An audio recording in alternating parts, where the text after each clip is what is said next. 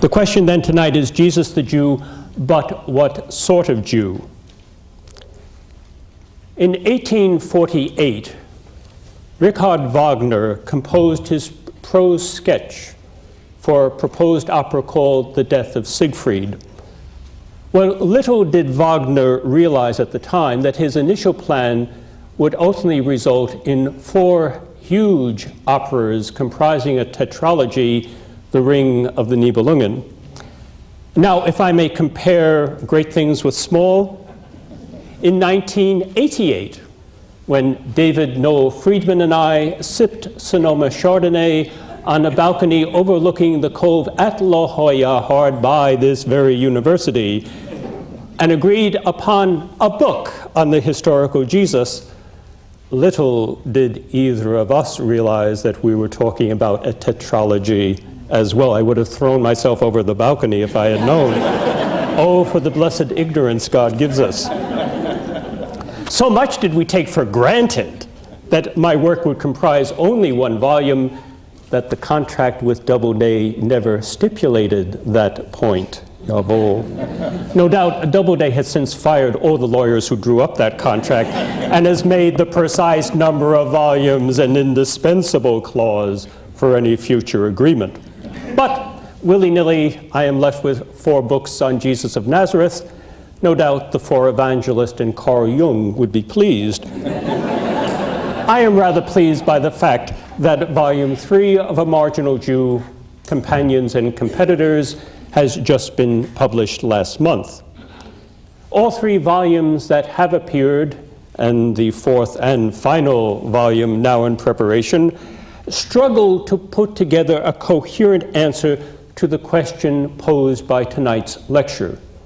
Jesus the Jew. Yes, yes, by now Jesus the Jew is an academic cliche, thank you, Voltaire.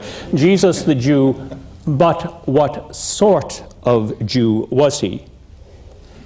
As an initial stab at answering this question, permit me first to summarize ever so quickly the first 3 volumes of A Marginal Jew, plus a sketch of Volume 4, to show you what I have come up with so far. At the end of this mad dash through the Uffizi, I will try to formulate, first, if you've ever done it through the Uffizi, you know what I mean. After the mad dash, I will try to formulate first in a negative, then in a positive way. Structuralists would love the bipolar approach. First in a negative, then in a positive way, a brief global answer to the question this lecture poses. The patient readers of the first 2 volumes of A Marginal Jew embarked on a carefully mapped out journey from preliminary and general questions about the historical Jesus to more particular and concrete conclusions about this enigmatic Jew. With unperturbed pace, the readers moved from an initial survey of methods and sources through the beginnings of Jesus' life and ministry to major sayings and actions of his public career. After Volume 1 sketched in the background, chronology, and early years of Jesus, Volume 2 focused on key sayings and deeds of Jesus, his proclamation of the kingdom of God, both future and present, and the startling deeds he performed, which he and his disciples considered miracles. This focus on Jesus' message and miracles was an intense but narrow one.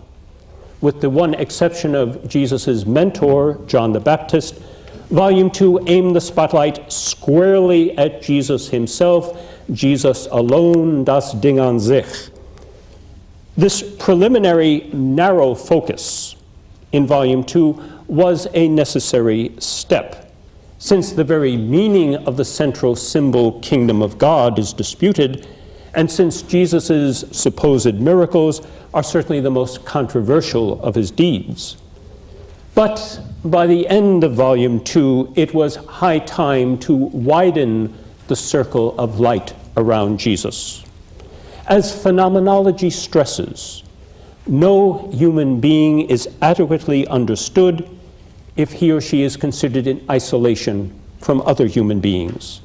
A human being becomes fully human only by entering into dynamic relationships of friendship and love, enmity and hate, control, subordination, and collaboration with other humans. Now, if this be true of human beings in general, it is all the more true of a charismatic religious leader whose very status and impact are determined by his social relationships. It is especially true of a particular first-century Jew named Jesus of Nazareth, whose adult life is largely defined in terms of his relationships to other Jewish individuals and groups in Palestine. The adult Jesus first comes into view as, notice, he joins a particular eschatological group. He doesn't go off on his own. His life begins as an adult by joining a particular eschatological group marked by baptism and repentance, a group led by a strange individual called John the Baptist, or more literally, John the Plunger, or John the Dunker. That's what Baptistes means. And indeed, it was most unusual. Of course, Jews used all sorts of water illustrations, mikvah and all that, but you did that to yourself. The idea that some individual starts dunking everybody else, it was so strange, it gave him his second name, which is not a Christian invention, it's in Josephus. Baptistes, John the Plunger. And Jesus got dunked like everybody else. Then, drawing some disciples from this strange group, Jesus soon struck out on his own with a new message of God's imminent, yet present kingdom, a message addressed not to some, but to all Israel. Moving from town to town in itinerant ministry, Jesus attracted an inner and outer circle of followers from among his fellow Jews. He convinced at least some people that he had healed their illnesses or expelled their demons. He engaged in religious disputes with other devout Jews, and he presumed to teach his co-religionists how to observe the Mosaic law properly. Within his own circle, he taught his disciples special prayer forms, observances, and beliefs that marked them off as an identifiable group within, not outside of, first-century Palestinian Judaism. His ministry was also striking in that it attracted, on the one hand, an unusual following from among women of both high and low social status, and on the other, convivial fellowship with such social and religious lowlife as tax collectors and sinners. We know about those types. Still, not all of Jesus' contacts were so happy. In the end, his more negative relationships proved deadly. The priestly aristocracy in Jerusalem, headed by Caiaphas, decided he was dangerous, and Pontius Pilate, the Roman prefect from 28 to 38 AD, decided he was dangerous enough to crucify. Now, the point of this thumbnail sketch of Jesus' public ministry I've just given you is to underline a simple truth. To tell the story of Jesus is to tell the story of his various relationships. Without them, he's nothing. His relation to individuals like Peter or Judas, his relation to groups of followers like disciples and the 12, and to Jewish movements like the Pharisees or the Sadducees. It is this defining web of relationships that I have tried to examine in Volume 3, just published. I dare say it is a web of relationships that all too often has been neglected in recent work on the historical Jesus. Perhaps Americans love a story about a solitary hero struggling against the evil forces of society. Or perhaps the popular American religious spirit does not like a historical Jesus who creates embryonic structures like the Circle of the 12. Whatever the reason, the full range of Jesus' relationships with Jewish groups and individuals has not been a burning central concern of the Jesus research lionized in recent years by the American media. Volume 3 seeks to correct the balance. This emphasis on Jesus' relationships is inextricably woven with a second key emphasis in Volume 3, likewise neglected in some recent works on the historical Jesus. The second emphasis is the essentially Jewish nature of Jesus' relationships. Strange to say, in recent years, a number of authors engaged in the so-called third quest for the historical Jesus have been noteworthy for their lack of focus on the Jewishness of Jesus and his relationships with other Jews. Now, this is extremely odd, considering the origins of the third quest for the historical Jesus in the 1970s and 80s.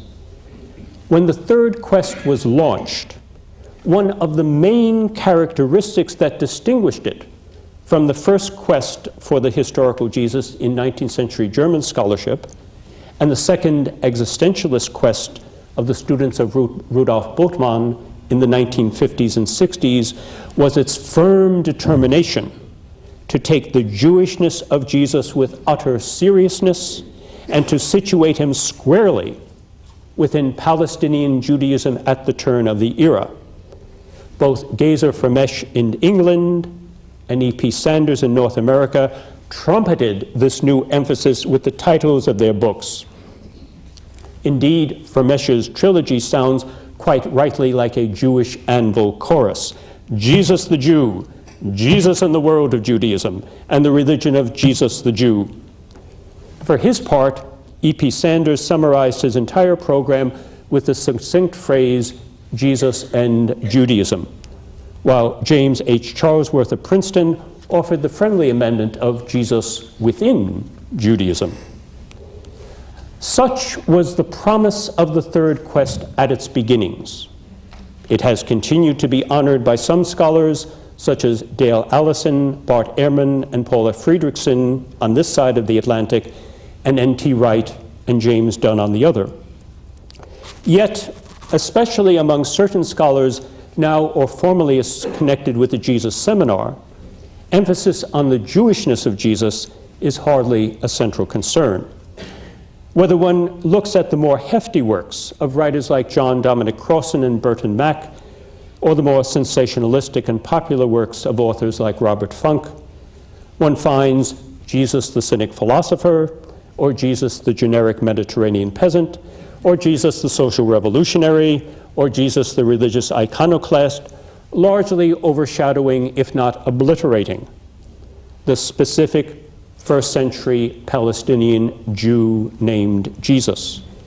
To be sure, words like Jew and Jewish often adorn the titles or the subtitles of such works, and politically correct comments are made about the importance of Jesus' Jewishness. But in most of these books, one searches in vain for detailed treatments of the various religious movements swirling around Jesus, those various religious movements competing for influence in first century Palestine. Consequently, one looks in vain for treatments of the ways in which Jesus the Jew interacted with or reacted to these groups as he debated questions of Jewish practice and belief. One sees then why the double concern of Volume 3 of A Marginal Jew, the varied relationships that define Jesus and the essentially Jewish nature of these relationships, needs a thorough airing. In fact, one of the main goals of the first two volumes of A Marginal Jew was precisely to lay the groundwork for this pivotal examination of Jesus the Jew and his Jewish relationships in Volume 3. For instance, Part 2 of Volume 1, The Roots of the Person, offered a preliminary and inevitably rough sketch of Jesus' immediate familial relations, as well as the linguistic, cultural, and political context in which he grew up in Lower Galilee in the early years of the first century CE.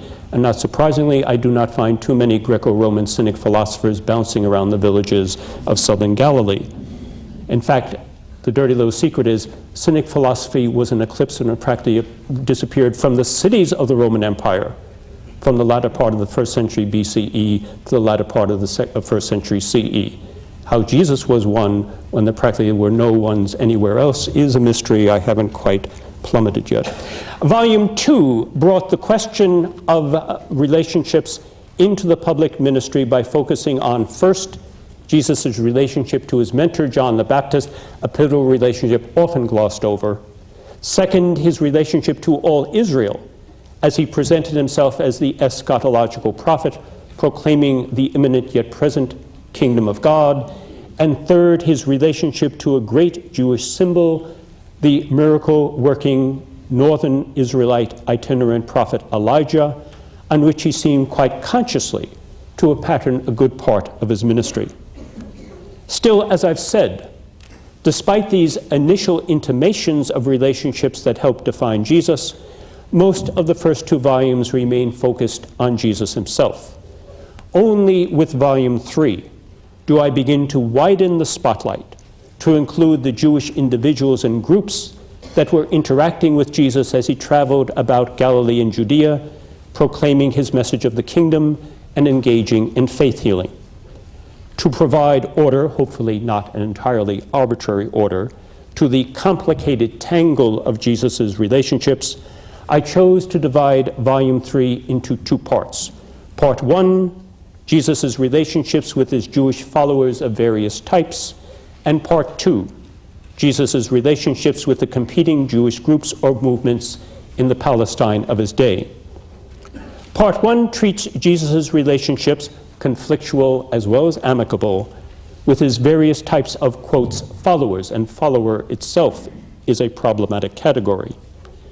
Part 1 arranges the swirling and no doubt overlapping clusters of followers into 3 concentric circles, a mandala if you like. First, the outer circle of the crowds that follow Jesus in a purely physical sense, chapter 24.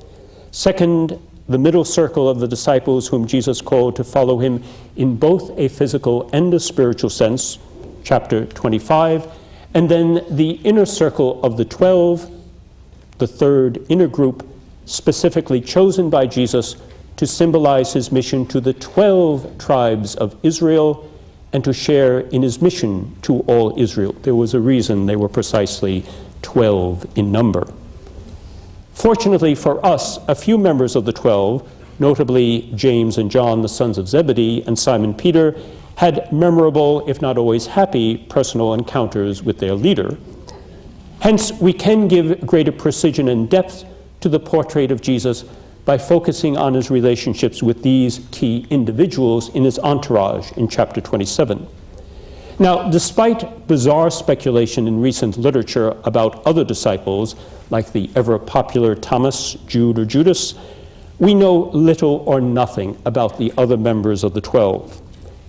Through all this, it is important to remember that this neat pattern of 3 concentric circles is a useful academic model, not without a basis in reality, but hardly reflecting what was surely a more fluid and complicated situation. As I note when I treat the second circle, that of the disciples, certain groups simply do not fit comfortably into this neat 3-part construct. For example, the stay-at-home supporters who didn't give up family and employment to follow Jesus. Who was going to offer hospitality and food and home when Jesus and the whole gang hit town? Somebody had to stay at home to do that. Secondly, of course, the other group that doesn't fit neatly, the female followers, who must have raised a few pious eyebrows by running around with Jesus and the male companions on his preaching tours, apparently without benefit of husbands or chaperones. Neither group, by the way, is ever explicitly called disciples in the earliest sources, an interesting question I have to delve into in Volume 3. So much then for Part 1 of Volume 3. Part 2 of Volume 3 goes on to explore the other side of Jesus' relationships. Obviously, no great historical figure, especially the leader of a group or a movement within a larger society, can be adequately understood simply by examining those who followed or agreed with him or her. This isn't the narcissism of academia. Competitors or opponents are just as, if not more important, for a full portrait. I always tell my students, don't worry about your friends, but choose your enemies carefully, because your enemies always form you much more than your friends do. Hence, Part 2 considers major Jewish groups or movements that competed for influence or power, political, religious, or both, among Palestinian Jews in the 1st century CE. Religious as well as political influence was a highly contested commodity in first century Jewish Palestine. The very fact that Jesus sought to persuade his fellow Jews to accept his message and follow his lead inevitably put him into competition with other religious and/or political groups. This holds true whether Jesus personally engaged in controversies with members of these groups, as seems to be the case with the Pharisees and the Sadducees, or whether he competed for adherents from a physical as well as a psychological distance, as was probably the case with the members of the Qumran community. No doubt, most prominent among Jesus' competitors were the Pharisees, if for no other reason, that they, like Jesus, were active among the common people and frequently won their respect, if not their wholehearted compliance. Because of their special position among the common people, the Pharisees were to prove vital for the survival and future shape of Judaism.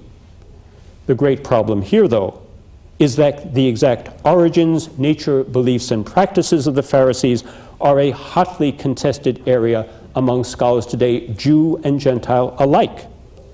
The fact that first-class scholars like Jacob Neusner, E.P. Sanders, Anthony Saldarini, and Roland Dines have all disagreed on various aspects of the Pharisees should sound an alarm bell for any academic addicted to sweeping and simplistic claims.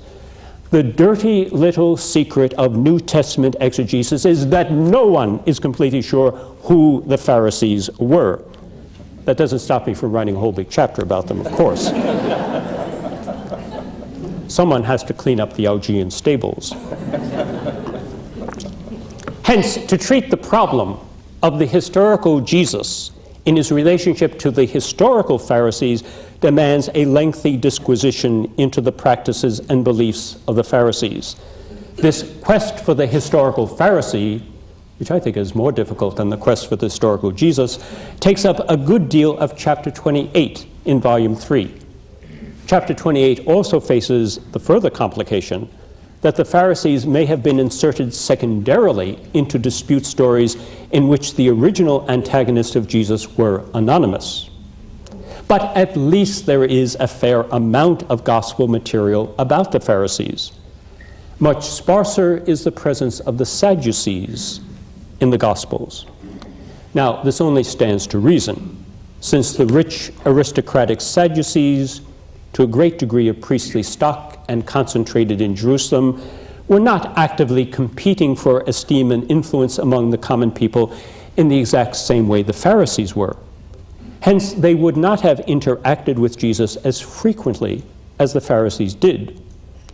More problematic still is the fact that, having left no self-description or literature of their own, the Sadducees have been fated to be described only by their opponents. We all know that the Sadducees were the bad guys because all their enemies tell us so. When you stop to think of it, have you ever heard a Sadducee describe himself? It's the New Testament, it's the later rabbinic literature, it's Josephus, all of whom couldn't stand the Sadducees for various reasons, who tell us who the Sadducees were. Can you imagine if only your worst enemies were allowed to leave a description of you for future generations? So we all know the Sadducees were the bad guys, right? Well, they didn't have an easy job of it either, trying to keep the lid on. Still, despite the Sadducees' shadowy nature and their rare appearances in the New Testament, something I think can be said about their interaction with Jesus, thanks to the curious dispute over the general resurrection of the dead that we have preserved in Mark 12, which I treat in chapter 29. Well, once we get past the Pharisees and the Sadducees, things become more confusing still. You thought the Pharisees and Sadducees were bad. It becomes worse because we are left with a number of marginal groups of Israelites, which I survey in chapter 30. In some cases, any direct interaction between these groups and Jesus is either highly questionable or quite limited. Here in chapter 30, as a sort of mop-up operation, I include the hotly debated question of the Essenes in general and the Qumranites in particular. Not surprisingly, they take up most of the chapter. In more summary fashion, I review a potpourri of groups whose relationship to the historical Jesus turns out to be slight or non-existent: Samaritans, scribes, Herodians, and Zealots. With these scattered groups, I complete my survey of the various clusters of Jews who either did interact or may have interacted with Jesus during his public ministry. It is sobering to realize that we are often left with generalizations about generic groups. Personal, ongoing relationships with named individuals like Simon Peter, James, and John, or Mary Magdalene are few and far between, and notice are found almost entirely on the side of followers rather than competitors or opponents. Not until we reach the end of Jesus' career are we able to name individual opponents who both interact directly with Jesus and are known from sources outside the New Testament, namely Annas, Caiaphas, and Pilate. As we go through this survey of various Jewish groups at the time of Jesus, we should remember that probably the vast majority of ordinary Jews in Palestine belong to none of the groups I've just described. The majority of Palestinian Jews were happy to practice the basics of their religion, notably circumcision, Sabbath observance, food laws, and pilgrimage to the Jerusalem temple when possible for the great feast.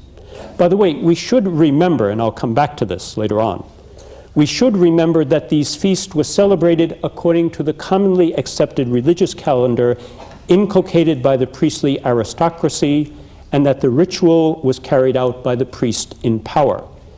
Whatever their personal feelings towards an Annas or a Caiaphas, and in the ancient world, unlike, say, present-day Catholic Church, cult of personality of the great leader was not all that big. Whatever their personal feelings toward an Annas or a Caiaphas, the vast majority of Palestinian Jews looked to the high priest presiding in Jerusalem as the divinely constituted leader and representative of their nation. Just as they looked to the temple, he controlled as the concrete center of their religion. Shia Cohen, a great scholar of the turn of the era period in rabbinics, once said to me, and I was shocked, he said, "You must remember, before the destruction of the temple, it was probably the Jerusalem temple, even more than the Mosaic law, that was the central magnet symbol for all Jews." That sort of rocked my brains. I'm sure other people would dispute that. But I think we tend to underestimate how important that Jerusalem temple was as the cosmic navel, the center for all Jews, no matter what else they might fight about, with some exceptions we shall see. As for esoteric disputes over the fine details of legal observance, most ordinary Jews had neither the leisure nor the learning, nor perhaps the interest, that fired the zeal of competing religious groups. Together with such non-sectarian groups as the Pharisees and the Sadducees, these ordinary observant Jews made up what various scholars today call mainstream or common Judaism in first century Palestine. Now, the concept of a mainstream Judaism should not be confused with the old-time erroneous error that there was some sort of monolithic normative or orthodox Judaism at the time, even in the more nuanced sense that scholars like Roland Dines have tried to champion recently. Judaism, even within Palestine, was remarkably varied in belief and practice. Indeed, placing both the Pharisees and the Sadducees in this mainstream Judaism is meant to underline that point. Both groups, as well as the mass of ordinary Jews, belong to a broad, if not easily defined, mainstream that held to the basic practices and beliefs of the Jewish religion. Monotheism, God's choice of Israel as a special people, God's gift of the Mosaic law, circumcision, Sabbath, food laws. Mainstream Judaism looked to that Jerusalem temple as its cultic center and the priestly aristocracy as its religious leaders. And despite all the internal disputes, mainstream Judaism did not formally break away from that center and that leadership in favor of some sectarian movement, as did precisely Qumran. There is a distance. We go out to the desert, we form our own spiritual temple or monastery, and we will not go to the temple in Jerusalem and submit to those priests. There is the break from mainstream Judaism. The Pharisees and Sadducees never did that. It was this mainstream Judaism of Palestine that Jesus the Jew addressed, wooed, and warned. Indeed, it was from this mainstream Judaism that Jesus emerged, and it was in relationship to this Judaism that Jesus defined his special role. Now, this last observation raises a vital question in regard to the very title I've chosen for my series. If indeed Jesus arose from and defined himself vis-a-vis mainstream Judaism in Palestine, in what sense then should or could he be considered a, quotes, marginal Jew? Doesn't that mean he's not in the mainstream? Regrettably, and contrary to my express statements as laid out in Volume 1, some critics have taken the phrase a marginal Jew to be my set definition of Jesus rather than my refusal to give a set definition. Like God in the burning bush to Moses, Ayeh Asher Ayeh, I will be what I shall be, is perhaps a refusal to give a name by which you can control him. So too a marginal Jew. As I stressed when I introduced the phrase in Volume 1, a marginal Jew is meant to imitate the riddle speech of Jesus himself. Think of his use of Son of Man. Far from presenting a Cartesian, clear, and distinct idea of Jesus, a marginal Jew is intended to open up a set of questions. Indeed, sociologists themselves use the adjective marginal in a number of different ways to designate different phenomena. The first and most important meaning I give the term, as applied to Jesus, underlines the simple fact that as far as Jewish and pagan literature in the century after Jesus' death was concerned, Jesus was at most a blip on the radar screen. Blink and you miss him in Josephus and Tacitus. The person who was to become the key religious figure of Western civilization started out so far on the periphery as to be barely visible.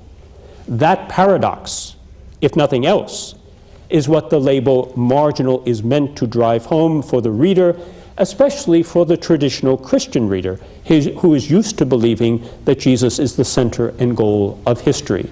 He was a blip on the radar screen. Other meanings of a marginal Jew are also possible and need to be probed further. In some of his teachings and practices, from rejection of voluntary fasting and the prohibition of divorce to symbolic warnings of the temple's destruction, Jesus seemed intent on marginalizing himself, at least from the center of power in Jerusalem and perhaps from certain other pious Jews besides. In the end, Caiaphas and Pilate marginalized him with the shameful death of the crucifixion. As Flannery O'Connor once observed, you can't be poorer than dead. What must be stressed in these and other possible meanings of marginal is that in no way is the term intended to deny, attenuate, or to call into question the essential Jewishness of Jesus. To take a rough analogy from the history of the time, in one sense, the people at Qumran had been pushed to the margins socially and politically by the rulers in Jerusalem. In another sense, the Qumranites had willfully marginalized themselves vis-a-vis what they saw as an apostate Israel. Yet no one would question the intense and profound Jewish nature of the Qumran community. Well, having so briefly sketched the first 3 volumes, I should say a few words about my plans for the 4th, and I am determined the final volume of A Marginal Jew. I, unlike the evangelists, would like to see my work finished. Not unlike the negotiations of the Israeli-Palestinian peace plan at Camp David, I have purposely left the hardest problems to last, hopefully not with the same results. The final volume will deal with the last 4 enigmas that Jesus posed and was. I intentionally put these 4 great puzzles together precisely because their enigmatic quality has at times been, I think, underplayed or overlooked. Let me briefly explain this point enigma by enigma. Enigma number 1. The treatment of Jesus' relationship to the Mosaic law commonly swings between two extremes. In olden times, before the flood, namely when American exegesis was largely dominated by German scholarship, it was often taken for granted that Jesus, of course, opposed or abolished the law, at least in principle, or implicitly by his actions, if not explicitly by his teaching. Of course, yes. Today, the pendulum has largely swung in the opposite direction. The Jewishness of Jesus is often facilely taken to mean that his relationship to the Mosaic law is straightforward, unproblematic. That's it. Jesus was a devout Jew who affirmed and observed the Mosaic law. That is the end of the matter. Now, while the first part of that affirmation is certainly correct, the understanding of the Mosaic law and the various stances vis-a-vis the law in first century Palestine were not quite so simple. When we descend from generalities to particulars, Jesus' stance vis-a-vis the law poses a notable enigma, especially when we get to concrete areas like divorce and oath-taking. Enigma number 2, the parables of Jesus. Now, to many readers who are well acquainted with books about the historical Jesus, my decision to reserve a treatment of Jesus' parables to the final volume must seem very enigmatic in itself. Surely, from Adolf Ulicker through C.H. Dodd and Joachim Jeremias to Norman Perrin, John Dominic Crossan, the Jesus Seminar and beyond, the parables have been for scholars of every stripe the royal road, the easiest path, the surest access route to the historical Jesus. I beg to differ. Faced with the same strict application of the criteria of historicity used for any other gospel material, many of the parables of Jesus may not fare as well as some scholars would like to believe. Neither the sentiment of Christian Sunday school nor the worst sentimentality of academics can give the parables a free pass. Enigma number 3. Instead of talking about the titles of Jesus, or worse still, the Christological titles of Jesus, I think it best to understand the ways in which the historical Jesus may have referred to himself, for example, Son of Man, as enigmatic riddle speech, not unlike the parables. Like the parables, the strange phrases he used to refer to himself were meant to tease the mind into active thought, to pose uncomfortable questions to his audience instead of supplying pat answers, which, by the way, was the original intent of using a marginal Jew. And finally, enigma number 4. The precise reason or reasons why the life of this miracle-working Elijah-like prophet from Galilee ended as it did, namely by crucifixion in Jerusalem at the hands of the Roman prefect on the charge of claiming to be king of the Jews, is the starkest, most disturbing, and most central of all the enigmas Jesus posed and was. In some ways, as with the Gospels as they're written, so with A Quest for the Historical Jesus, one senses rather disjuncture rather than connection between what is said of public ministry and what is said of passion, trial, and death. Indeed, any reconstruction of the historical Jesus must end with this enigma and ultimately must be judged adequate or inadequate by its ability to shed light on this final enigma. These, then, are the 4 final enigmas that Volume 4 will seek to solve, what I might call, with a bow to Sir Edward Elgar, my enigma variations. But what does all this have to contribute to the central question of this lecture this evening, namely, what sort of Jew was Jesus? What is the upshot, the payoff of my first 3 volumes and the proposed 4th when it comes to sketching a global portrait of this kind of Jew Jesus was? After we finished roller skating through the Uffizi, what do we come up with? Permit me to try to answer this question first in a negative and then in a positive way. First, the via negativa. The question of what sort of Jew Jesus was is hardly new. In fact, it is entertaining, almost hilarious, to survey the literature to see how Jesus has at one time or another been identified with each of the four major groups of Jews described by the Jewish historian Josephus. First, and understandably, Jesus has often been identified as a Pharisee, since the Pharisaic movement was the group active and popular among the common Jewish people of Palestine. Not surprisingly then, the Pharisees are the group that Jesus interacts with most in the Gospels. Jesus and the Pharisees shared a consuming desire to call all Israel, and not just an esoteric special group like Qumran, to call all Israel to the complete doing of God's will as revealed in Torah and prophets. Both Jesus and the Pharisees shared a belief in God's guidance of his people through history to a final consummation involving the restoration of Israel, a final judgment, and the resurrection of the dead. So Jesus is a Pharisee. Some scholars see in the supposedly liberal Jesus a humanitarian religious leader like Hillel. Hillel was a Pharisee famed for his emphasis on humane interpretation of the law, guided by the central principle of love of neighbor.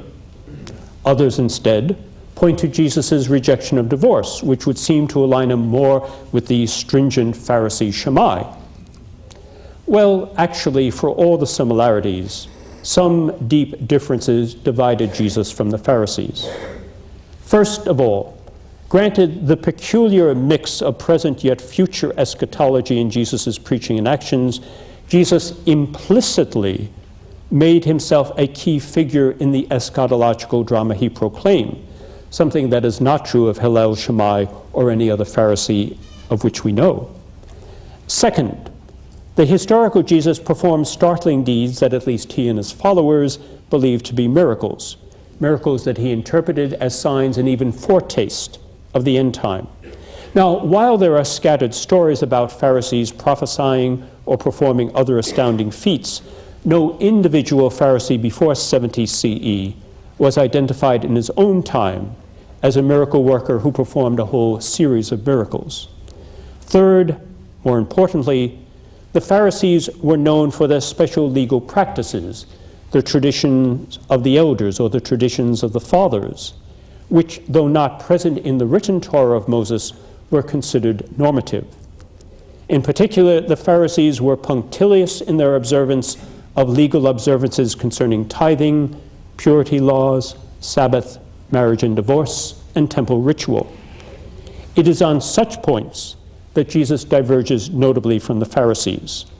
First, the schools of Hillel and Shammai may have argued about the precise grounds for divorce, but they, like all Jews, accepted the institution of divorce and certain grounds for it.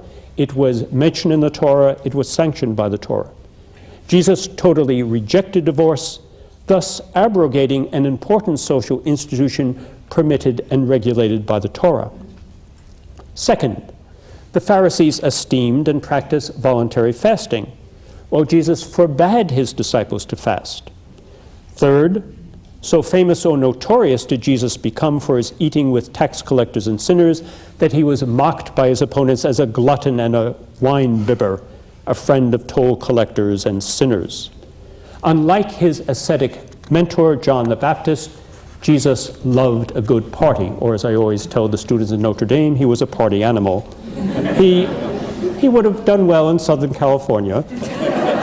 Fourth, nevertheless, and quite oddly, Jesus the bon vivant seems to have been a celibate and to have interpreted his celibacy in light of the coming kingdom of God that he proclaimed, a strange combination, being a celibate and being a bon vivant, or at least in there bishops and priests can claim some apostolic succession. And fifth, more globally, delete that from the TV tape.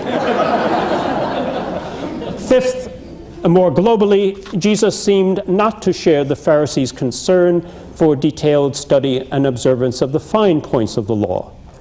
All these traits, especially when taken together as various expressions of Jesus' eschatological mission and lifestyle, do mark him off from the Pharisees.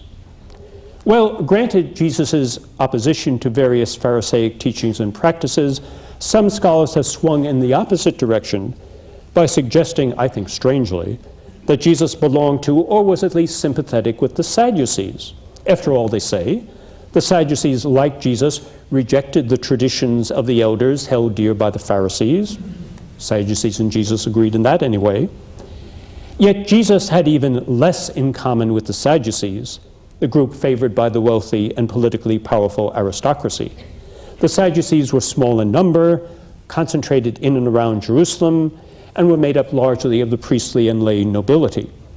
It is not surprising that the only detailed encounter between Jesus and the Sadducees, the debate over the resurrection of the dead, was unrelievedly hostile.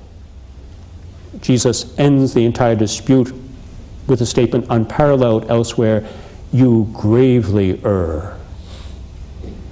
He did not like the Sadducees. He would debate with the Pharisees. He apparently did not like the Sadducees.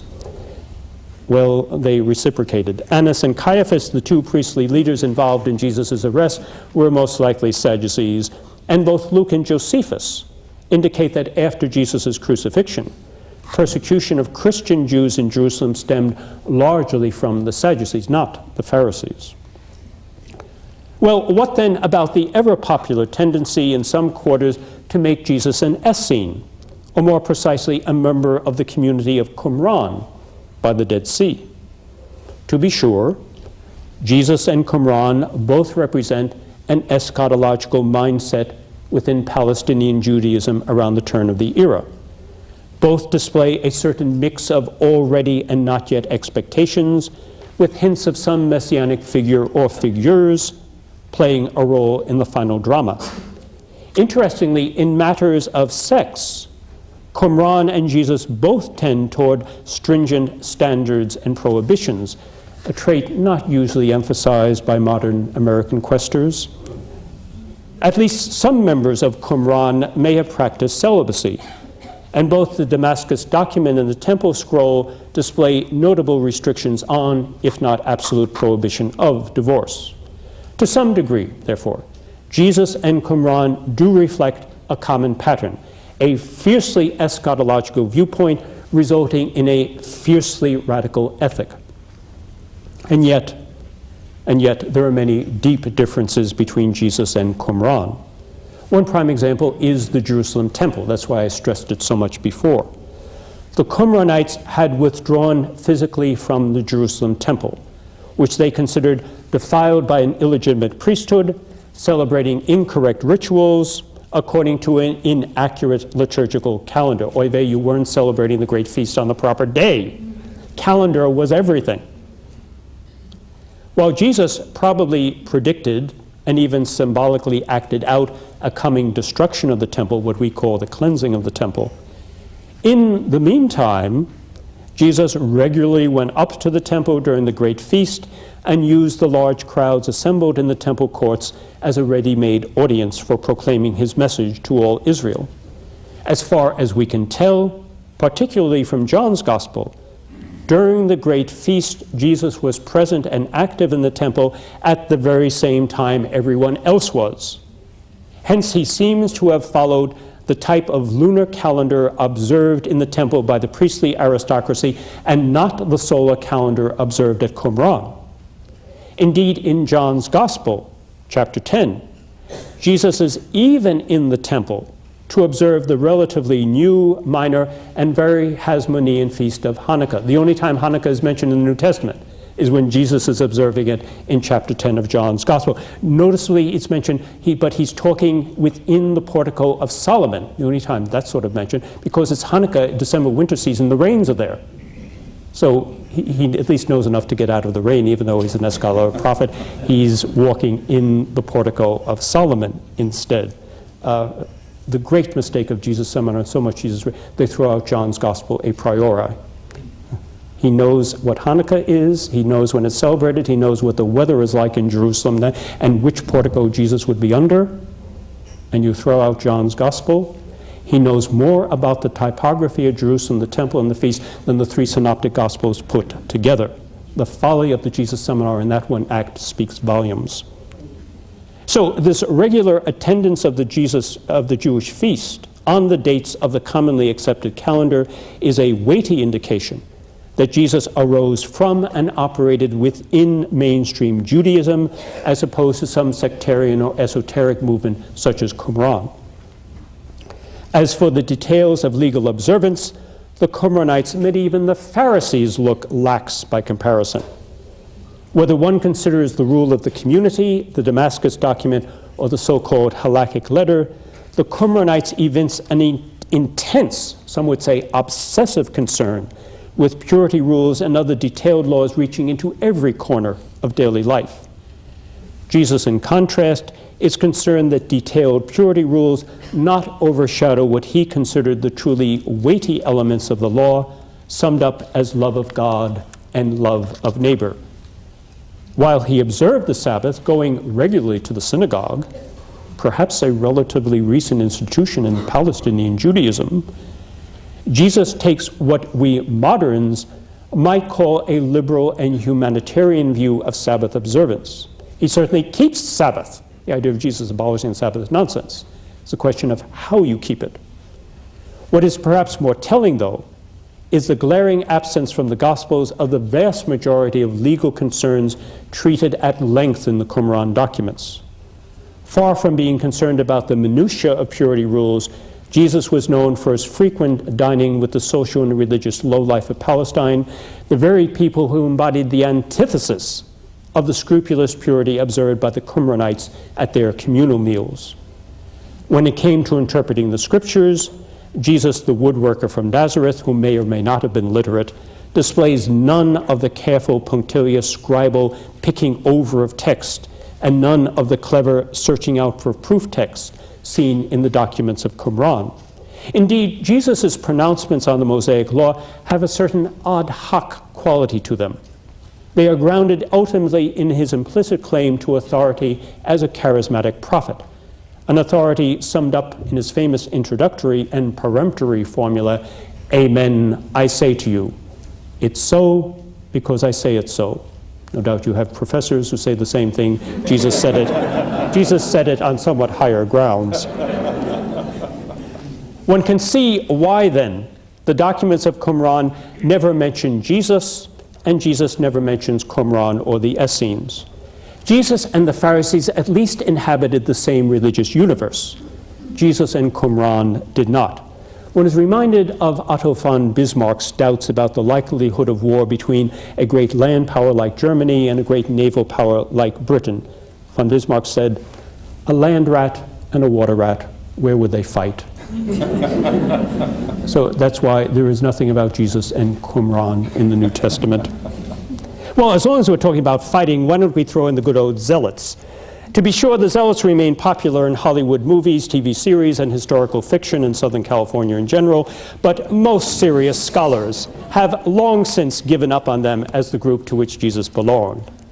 When Josephus uses the term the Zealots, he almost always means an organized and armed group of revolutionaries rebelling against Roman rule in Palestine. The Zealots, in this sense, did not emerge as a distinct armed group until the first Jewish revolt of 66 to 70 CE, close to about 40 years after Jesus had been crucified. It is therefore hopelessly anachronistic to talk about Jesus being a zealot or even being sympathetic to the Zealots, understood in this technical sense of the word. Indeed, during Jesus' public ministry of about 28 to 30 CE, there is no hard proof, despite endless TV movies on the subject, there is no hard proof of any organized, armed rebellion against Roman rule in Judea. And of course, the Romans didn't rule directly in Galilee. Herod Antipas, a Jewish prince, did. Herod the Fox, who very cleverly observed Judaism in public so as not to offend his Jewish populace. To be sure, there were various bandits upsetting public order. There were prophetic movements stirring up the people, various protests of Rome's heavy-handed and insensitive governance in Judea, and a great deal of deep-seated resentment, to be sure.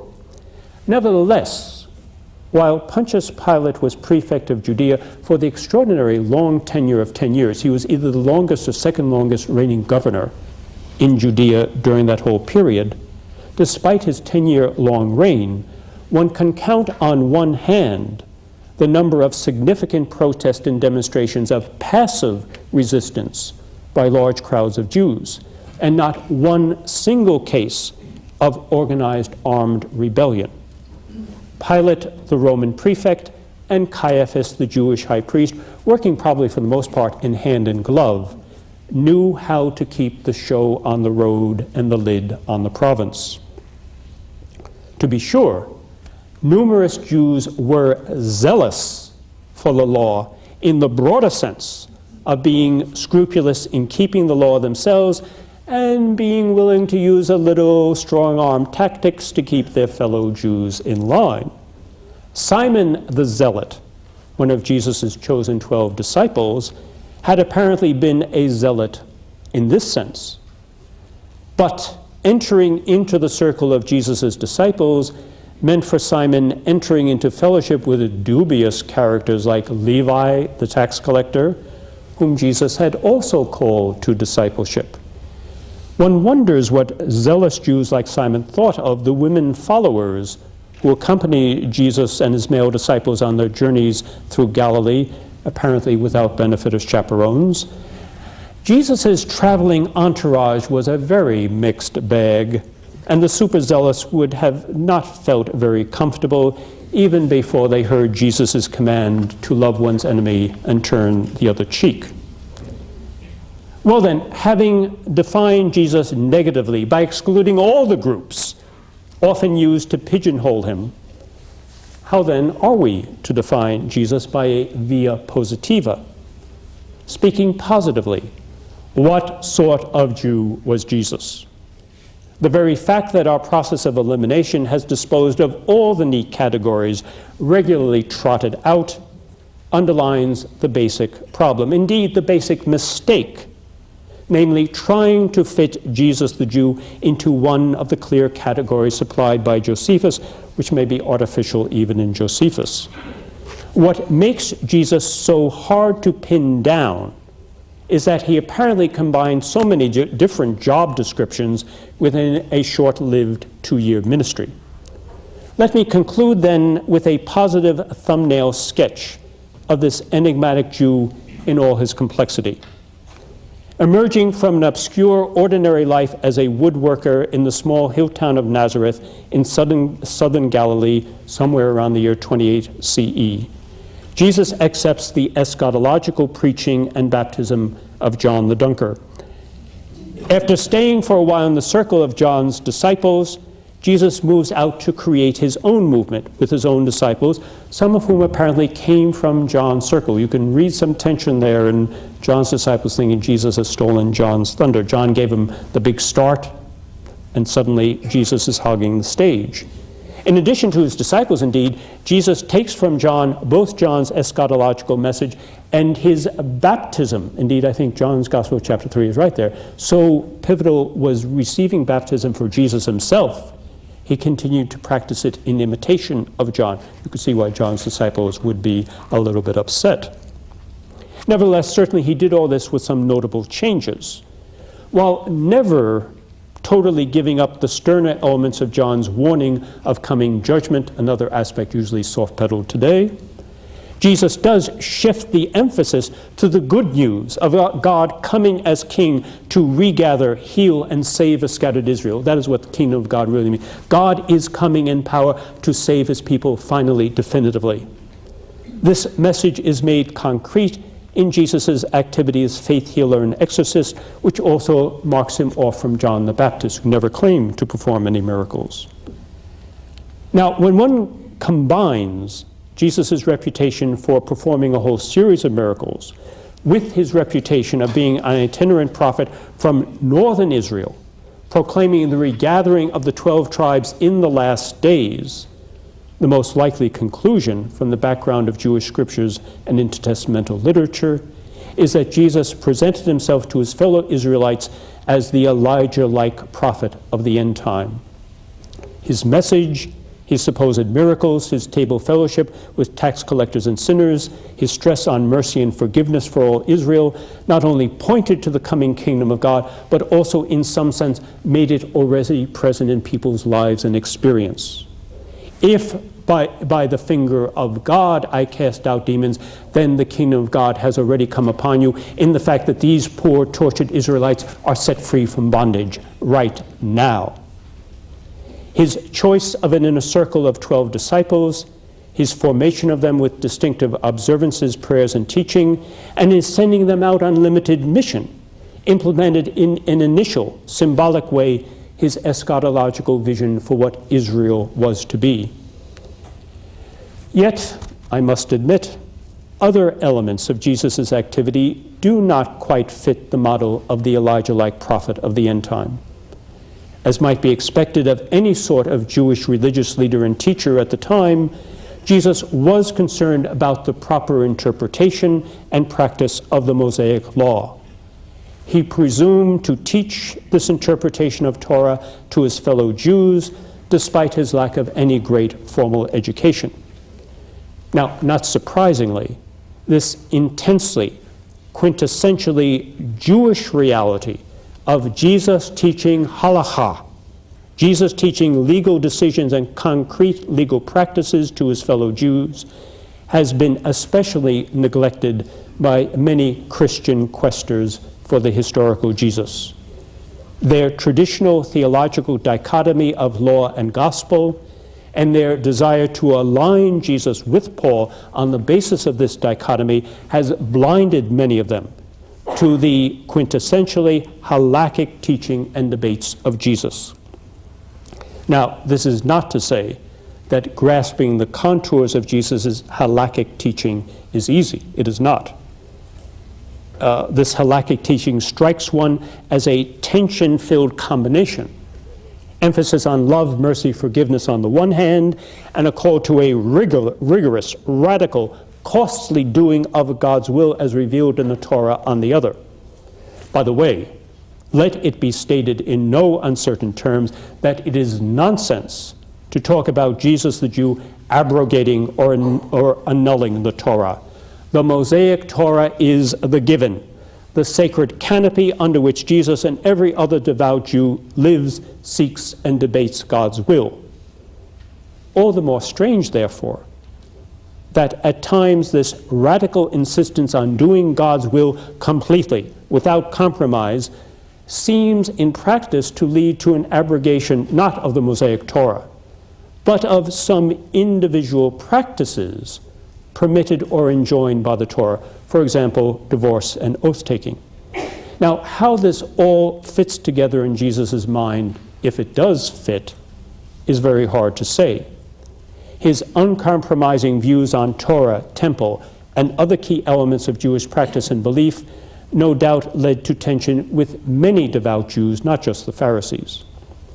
With more fatal consequences, he also upset the ruling priestly and lay aristocracy in Jerusalem, who found his regular visits to the city and the temple increasingly disturbing. This town ain't big enough for both of us. Somewhere around the year 30 CE, Jesus made a decision to lead his disciples up to Jerusalem for Passover, apparently to engage there in a make-it-or-break-it confrontation with the people in power. This confrontation was made all the more volatile, not only by the large numbers of pilgrims streaming into the ancient Davidic capital, but also perhaps by a belief about Jesus himself that had spread among his followers, namely that Jesus was a descendant of King David. By arranging a formal entry into the city of David amid the acclamation of his followers, and then by acting out a symbolic cleansing or a symbolic destruction of the temple, Jesus may have been consciously playing the David card that he had carefully kept up his sleeve for most of his ministry as the Elijah-like prophet. If so, Caiaphas and Pilate quickly saw the danger of allowing this prophet, healer, exorcist, teacher of Torah and wisdom, and possibly Davidic claimant to stir up the Jewish pilgrims at Passover. As with John the Baptist, so with Jesus. A preemptive strike before things got out of control solved the problem, or so it seemed at the time. Jesus, the Elijah-like prophet and miracle worker from Galilee, winds up crucified in Jerusalem by the Roman prefect, on the strange charge of claiming to be king of the Jews. A final category added to the mix, a final category that makes a simple answer to the question, what sort of Jew was Jesus? Impossible. The basic problem is that Jesus combined in himself, within the short span of 2 years, too many different, not to say contradictory roles: prophet, healer, exorcist, Elijah-like forerunner of God's final coming, authoritative teacher of Torah, popular wisdom teacher, spinner of parables, and a descendant of David crucified by the Romans as king of the Jews.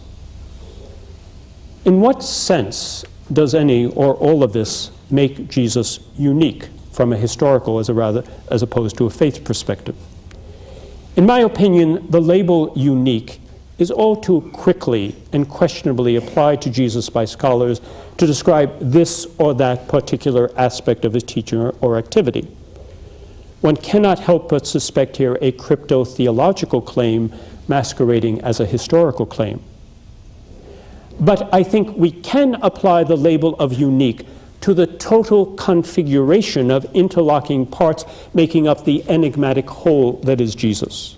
We can apply the label unique to this total complex pattern, this total gestalt of Jesus' person, message, activity, and fate within first century Palestinian Judaism. At this point, I can imagine Regis Philbin asking, is that your final answer? Well, no, Regis, but it'll have to do for now.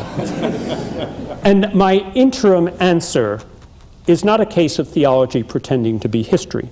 After all, from Moses, through Philo and Josephus, to Maimonides, Spinoza, Shabbatai Tzvi, Karl Marx, Sigmund Freud, Albert Einstein, and Rabbi Menachem Schneerson, history has known many Jewish leaders and/or geniuses, both religious and secular, who have defied neat categories and simplistic historical reductionism, even as they shook up both Jewish and Gentile history. Jesus, the Jewish genius, may be another case in point. In this sense, I can accept a modified form of the terse judgment of Edward, not Albert Schweitzer: Jesus, the Jew, the man who fits no formula. This answer, which refuses a final Regis Philbin answer to the question, what sort of Jew was Jesus, will have to do for now, at least until Volume 4 appears. Thank you very much for your kind attention.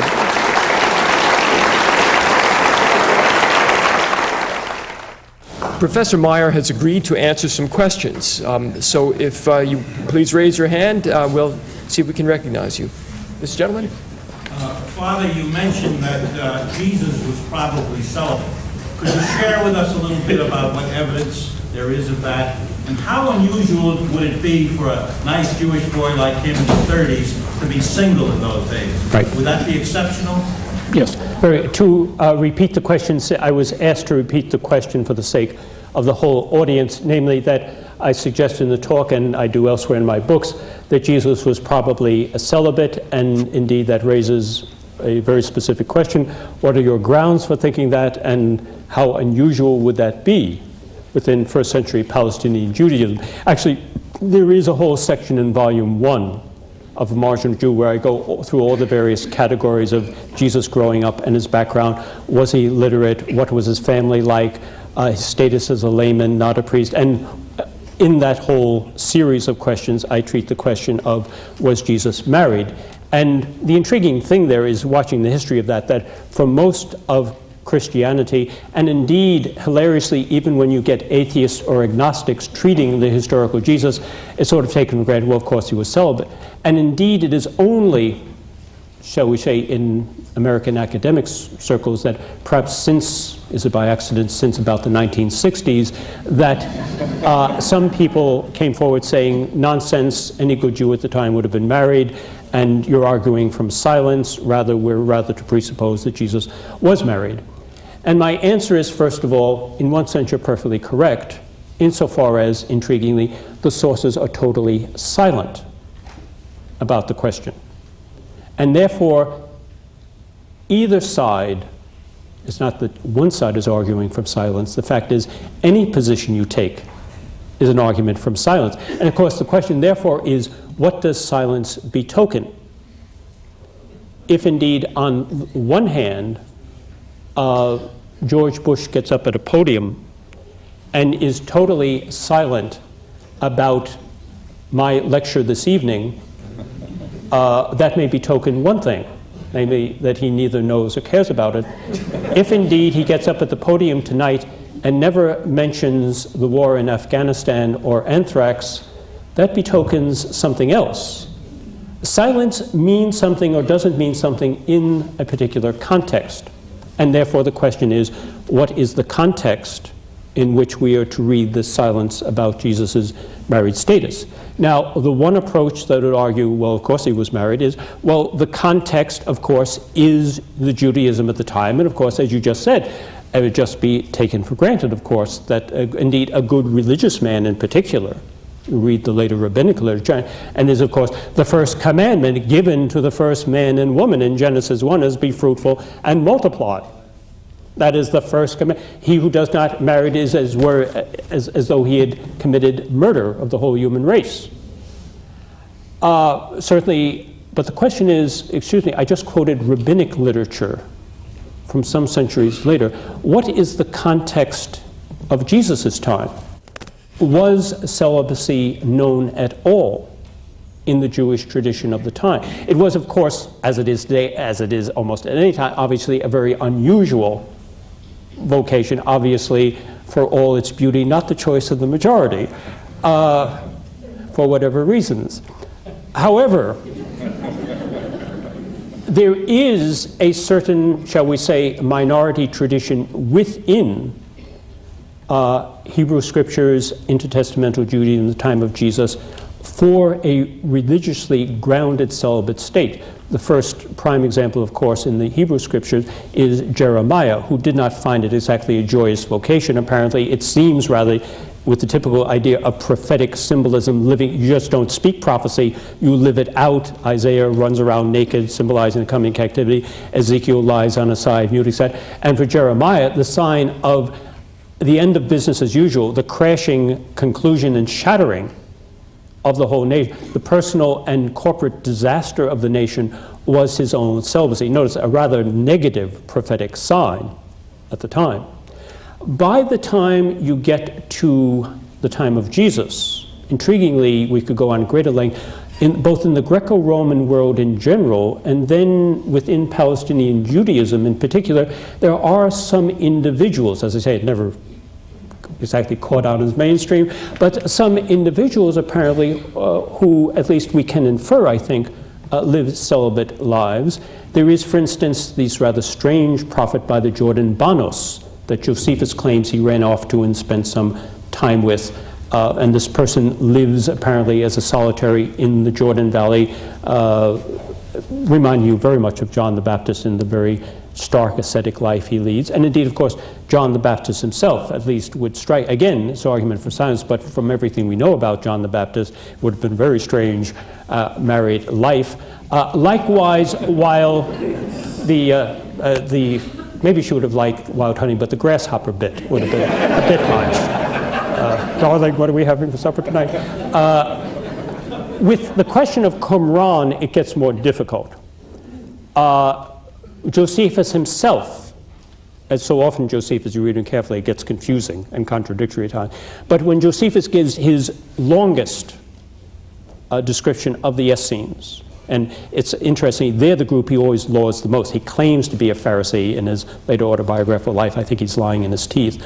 But certainly the group he lauds the most, the one he holds up as the grand philosophical school that's the ideal, rather the Essenes. And his lengthy portrait, he portrays them as celibate. And then interesting, right at the end, almost as an afterthought, he said, well, there is this other order that does marry. Interesting.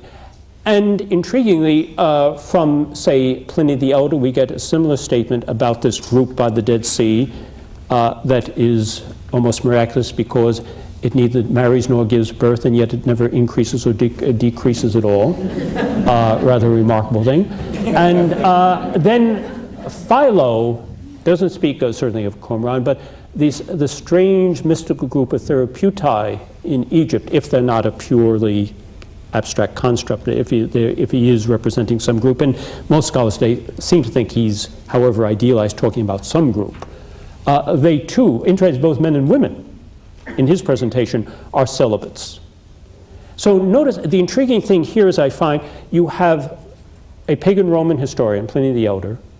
You have Josephus, at least claiming to have lived in this area and experienced this directly in pre-70 Palestine. And you have Philo in Alexandria representing philosophical diaspora Jew, all three of them agreeing that somehow, some way, there was some celibate group in Judaism at the time. And so multiple attestation of sources, even if they don't have the details right, where there's smoke, there's fire. And then when you look at the distinction, say, in the documents found at Qumran, and Damascus document also known beforehand from the Cairo Geniza in the last century, there is this intriguing difference that with the Damascus document, which seems to be not for Qumran itself, but for the larger group of Essenes living in groups around Israel, in their special communities, there obviously is a question of marriage and families. And there's even, indeed, we get the problem of divorce mentioned in the Damascus document. Straight, and here again, argument from silence, but perhaps significant. By contrast, the Serach HaYachad, the rule of the community, the main, apparently, rule book for Qumran itself, has no such lengthy dispositions of a man and his family, divorce, and so forth. Now again, argument from silence, but contrasting that with the Damascus document, that the silence there may be indicative. So simply to state that indeed the background is not as simple as some people would suggest. It is much more first century Palestinian Judaism was a complicated, variegated reality. And there are these strands, however indeed minor, I'm sure they were very minor numerically, of some people apparently being celibate for religious reasons. Now, that's larger context. In the immediate context of the Gospels, again, silence. But silence within a given context. We hear nothing about Jesus' wife and children. We hear plenty about other women in his life, about his mother, named, his number of sisters, unnamed and uncounted, unlike the brothers, of course, get the male-centered nature of the Gospels. And of course, Mary Magdalene, Joanna, all these other women, named and unnamed, around him with whom he's interacting. When you stop to think of it, we have a fair amount of knowledge about Jesus' immediate family, including the women in the family and women followers. Within that intriguing, considering the androcentric nature of the Gospels, the amount of attention paid to the women around Jesus is quite intriguing. In that context, a total silence about his wife, either positive or negative relationships, is, shall we say, at least a bit strange. We hear about Isaiah's sons, we hear about Ezekiel's wife, we don't hear about Jeremiah's wife for a very particular reason. And then, granted all that, you have finally the very bizarre eunuch statement in Matthew 19, which comes out of the blue. Matthew tacks it on to the Markan dispute about divorce. And the story in Mark ends with Jesus giving the law that any man who divorces his wife and marries another commits adultery, any man who marries a divorced woman commits adultery. Mark doubles that for the woman because he's writing in a Roman context, but that's the end of the divorce story. Suddenly, out of the blue, you get Matthew tacking on. The disciples are amazed like this, and they say it's better for a man not to marry. If that's the case of things, and Jesus says not everybody can accept that saying, because there are some who are born eunuchs, there are some who are made eunuchs by other men, and there are those who eunuchize themselves, is the incredibly stark Greek, eunuchize themselves for the sake of the kingdom of heaven. Let him who can take it, take it.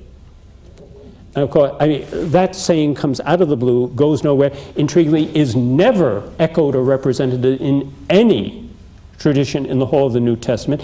In fact, none of the early fathers ever comment on it. You have to wait till a couple of centuries before the fathers of the church will even touch that statement. Such a hot potato is it. And indeed, precisely the unwillingness of either the rest of the New Testament or the early church even to go near that statement looks very much like this is one of those daring, mind-blowing, scandalizing statements that Jesus loved to make. It's easier for a camel to pass through an eye of a needle for any rich man to be saved. Here, eat my body, drink my blood. When you think of the violent images that Jesus so often uses, the Son of Man will come like a thief in the night and snatch you away. No wonder his sayings were remembered. I mean, so many of them, when you stop to think about it, they become like pebbles in a stream. The water has flown over them for 20th century, and we've allowed them to become smoothed down. But these are very sharp stones that he speaks. And therefore, to get back to your point there, the only likely context, if that comes from Jesus, is no doubt his very unusual, if not scandalous, status of a celibate running around not only with other men, but a group of women in his entourage. Probably, you can imagine, if he was called a glutton, a winebibber, friend of tax collectors and sinners, can you imagine what they were saying about him in this state? And what we may have here in the saying is precisely his mocking reply to that. Indeed, some people do eunuchize themselves for the sake of the kingdom of heaven. So you excuse the lengthy process, but you notice argument from silence. The question is, what does the silence betoken, both in larger context and then in smaller context?